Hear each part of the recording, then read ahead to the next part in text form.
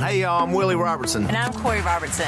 We partnered with Echo. It's a new platform, not just streaming. Movies and series that are safe for your family. Echo. I love a podcast. Plus, Echo Daily Devotionals. Echo. Hey, Willie, what is Echo? Echo is my pet squirrel. Okay, now, Echo is not just faith-friendly, it is faith-driven. Be a part of something better. Echo. Echo. It's where I want to be. That's EKKL.com. Subscribe now. Life Audio. The Bible Study Podcast, episode 982.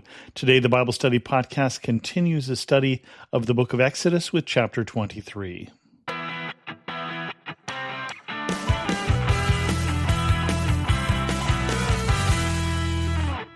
Welcome to the Bible Study Podcast. I'm your host, Chris Christensen. We're going to get to the fourth of the four sections of the law here in the middle of Exodus, not counting the Ten Commandments, so maybe it's the fifth. But first, a word from this sponsor.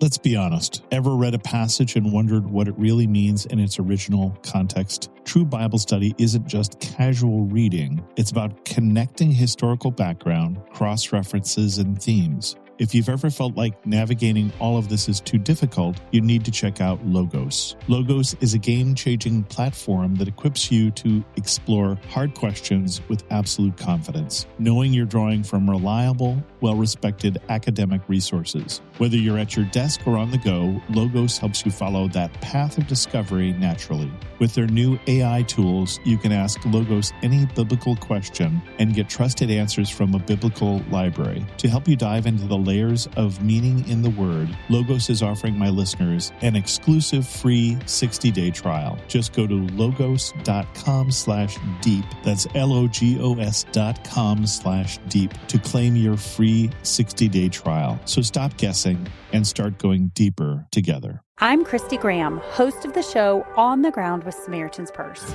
I recently attended an infectious disease training and donned personal protective equipment alongside our staff who are preparing to serve at one of our Ebola treatment centers in the Democratic Republic of Congo. Dustin, one of our staff members, shared the why behind his desire to serve in the DRC amid this dangerous outbreak. I want to be able to go to the ends of the earth for people that I haven't even met before, because that's what Christ did for me. He took on humility. He took on human form when he had no need to. And if he did that for me, there's just no appropriate response but to do that for others. Hearing our staff's hearts behind the mission and putting on the personal protective equipment deeply impacted me. It reminded me of the armor of God and how we can put it on every day, no matter what we're facing. Listen to this behind-the-scenes episode by searching On the Ground with Samaritan's Purse, wherever you get your podcasts. Today we have laws of justice and mercy to start with. Do not spread false reports. Do not help a guilty person by being a malicious witness. Do not follow the crowd in doing wrong. When you give testimony in a lawsuit, do not pervert justice by siding with the crowd, and do not show favoritism to a poor person in a lawsuit. If you come across your enemy's ox or donkey wandering off, be sure to return it. If you see the donkey of someone else who hates you fall down under its load, do not leave it there. Be sure you help them with it. Do not deny justice to your poor people in their lawsuits. Have nothing to do with a false charge, and do not put an innocent or honest person to death, for I will not acquit the guilty. Do not accept a bribe, for a bribe binds those who see and twists the words of the innocent. Do not oppress a foreigner. You yourself know how it feels to be foreigners, because you were foreigners in Egypt. Again, this is a section of the law that's almost a little preview here of Leviticus here in the midst of Exodus. I'm not sure why just these show up in Exodus and the rest of them show up in the book of Leviticus, but these are laws that were important to God for the people of Israel. And a lot of this here is just let your justice be just, right? The measure of justice is something the law, then it's the law for the people I hate as well as the people I love. It's the law for people who hate me as well as the people who love me. I'm not taking bribes if I'm the judge or if I'm a witness or if I'm doing anything regarding this case. The truth is the truth. because God does care about truth. It starts here, do not spread false reports. And that's not just in court, but that can be online as well. And again, it doesn't mean you have to even know it's false. If you're being so lazy as not to look up to see if it's false before you spread it, you're spreading false reports. Do not help a guilty person by being a malicious witness. Don't lie about what you see. Malicious means your intent is not good. Don't follow the crowd in doing wrong. Again, let your justice be justice. Do not give testimony in a lawsuit. Do not pervert your justice by siding with the crowd. So don't go along with the crowd when you know the crowd is wrong. And this I thought was interesting. Don't show favoritism to a poor person in a lawsuit. Now, there are other places that don't show favoritism to a rich person, especially don't take a bribe. But you might be tempted just to side with the person who doesn't have the money against the rich corporations these days or against the rich person in those days. And it says, no, the truth is the truth, the justice is justice. You can't show favoritism. And then I thought it was interesting, if you come across somebody's ox wandering off, you be sure to return it. That's just nice. It's a good neighbor.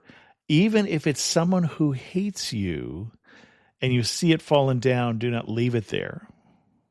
So this is a beginning of those verses that get so uncomfortable in the New Testament with love your neighbor, love those who hate you sort of things. It's treat those who hate you well also. And don't deny justice to poor people in their lawsuits. So that's the opposite of what we saw before. Have nothing to do with a false charge, and really, really don't put an innocent person to death, for I will not acquit the guilty, because you will be found guilty, basically. And do not accept a bribe. And so many times in the scripture, it talks about bribes. Corruption is a perversion of justice. Corruption is a perversion of justice. Bribery or taking money or siding with people because they're your friends is a perversion of justice, and God hates it. And then that last verse that is somewhat problematic for some of us. Do not oppress a foreigner, for you yourselves know how it feels to be foreigners, because you were foreigners in Egypt. They were told not to treat foreigners differently. God cared for the foreigner, the powerless, the widow, the orphan, and you should too. Sabbath laws. For 6 years you are to sow your fields and harvest the crops, but during the 7th year let the land lie unplowed and unused. Then the poor among your people may get food from it, and the wild animals may eat what is left. Do the same with your vineyard and your olive grove. 6 days do your work, but on the 7th do no work, so that your ox and your donkey may rest, and so that the slave born in your household and the foreigner living among you may be refreshed. Be careful to do everything that I have said to you. Do not invoke the names of other gods. Do not let them be heard on your lips. It's interesting that that verse gets lumped into the Sabbath laws, but of course the Sabbath law is relating to our relationship with God. And it's talking here not just about resting on the 7th day, but letting your fields rest also, which is good agricultural practice. Basically, let your fields be fallow so that they will be refreshed. It doesn't talk about crop rotation, but that's another way to let your fields be replenished. The 3 annual festivals. 3 times a year you are to celebrate a festival to me. Celebrate the Feast of Unleavened Bread. For 7 days eat bread made without yeast, as I commanded you. Do this at the appointed time in the moon of Aviv, for that is the month you came out of Egypt. No one is to appear before me empty-handed. Celebrate the Feast of Harvest with the first fruits of the crops you sow in your field. Celebrate the festival of ingathering at the end of the year, when you gather in your crops from the field. 3 times a year all men are to appear before the sovereign Lord.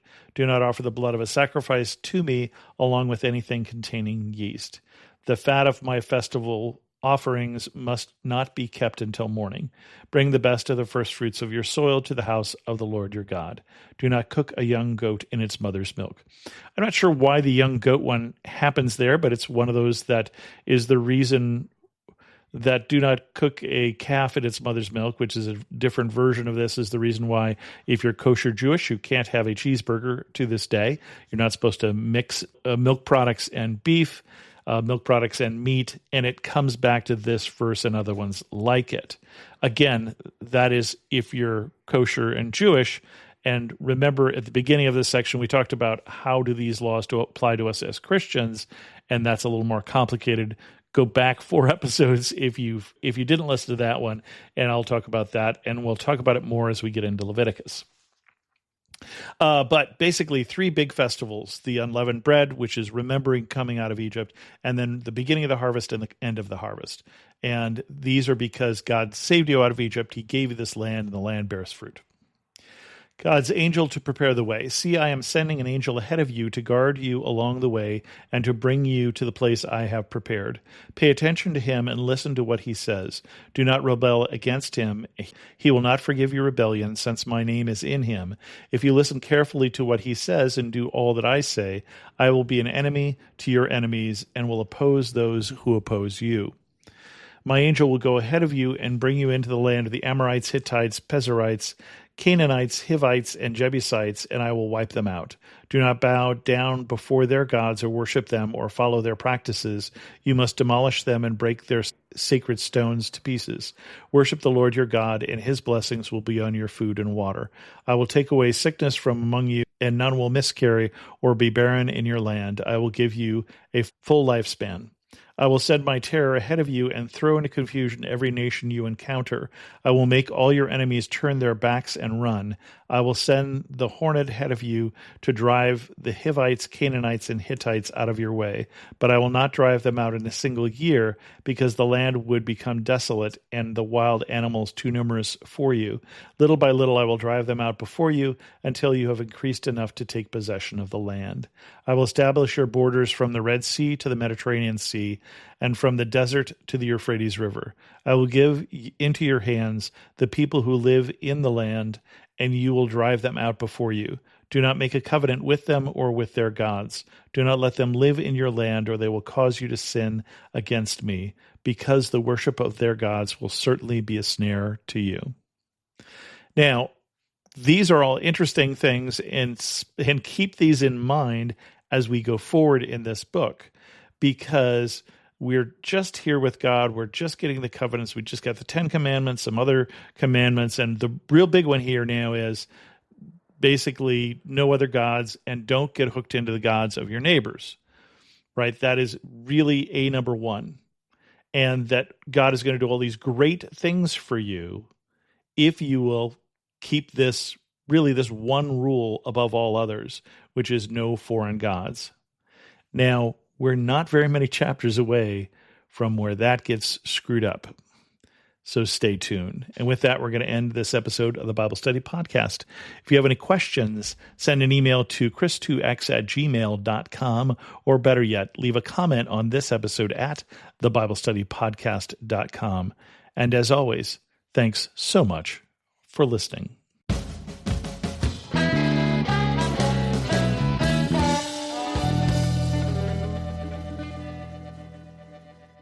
I want to take just a second to thank the team at Life Audio for their partnership with us on this podcast.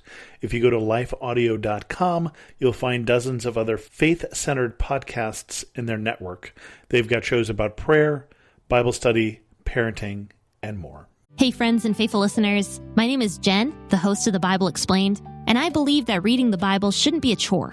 It should be fun. Each weekday morning, you're going to hear me dive into Scripture, sharing insights from cross-references, ancient history, and even Hebrew and Greek, all in a simple, approachable way to help you see the Bible like never before. Grab your coffee and join me on The Bible Explained. Now available on lifeaudio.com and your favorite podcast app. The Historical Jesus Podcast is the sweeping saga of the life and times of Galilean Jesus of Nazareth, as well as the faith, religion, and church founded to honor and disseminate his acts and teachings. Join me, Mark Vinette, on this fascinating journey through time, exploring the many great works of Christian theology, literature, architecture, music, and art inspired by the words and deeds of Jesus Christ.